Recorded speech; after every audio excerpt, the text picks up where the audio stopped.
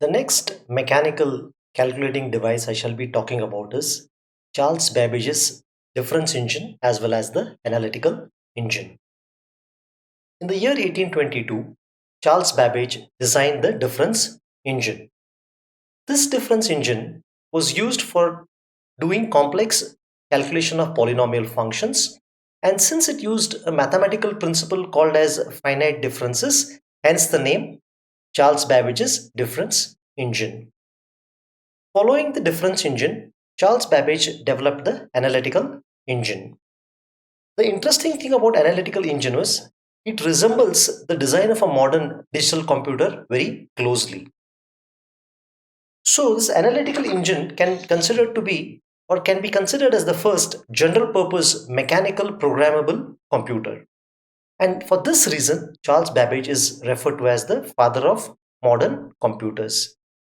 The design of this analytical engine very closely resembles the design of the modern computer. The reason being, this analytical engine had an ability to read in input, store data and instructions, do calculation, and provide printed output.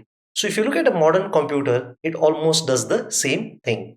Hence the reason Charles Babbage is referred to as the father of modern computers.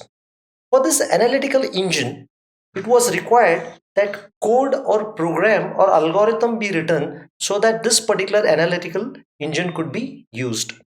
The first program for this analytical engine was written by a lady by name Ada Lovelace. So she wrote the algorithm or the code for Charles Babbage's analytical engine. And an interesting thing about Ada Lovelace is she predicted that in future computers will not just be able to do basic mathematical operations, but they'll be able to do things beyond basic mathematics. So she has a great contribution to computer science in the sense she had a vision to see that computers are going to be used beyond performing basic mathematical operations.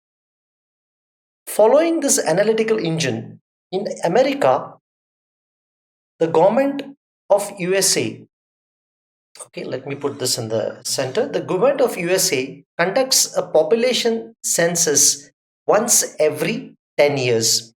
So when the population census was being conducted, or when population census is being conducted, it requires a lot of addition and subtraction to be done. If you do it manually, it takes a lot amount of time. So a gentleman by named Hollerith designed this Hollerith tabulating machine.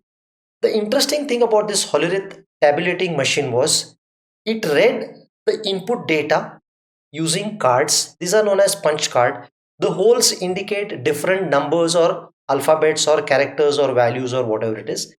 After reading this particular data from the input cards, it summarized this particular input data and printed the output numbers. So this Hollerith tabulating machine can be thought about as the first electromechanical computer. This Hollerith gentleman founded the company which is today commonly called as International Business Machines, or short form called as IBM.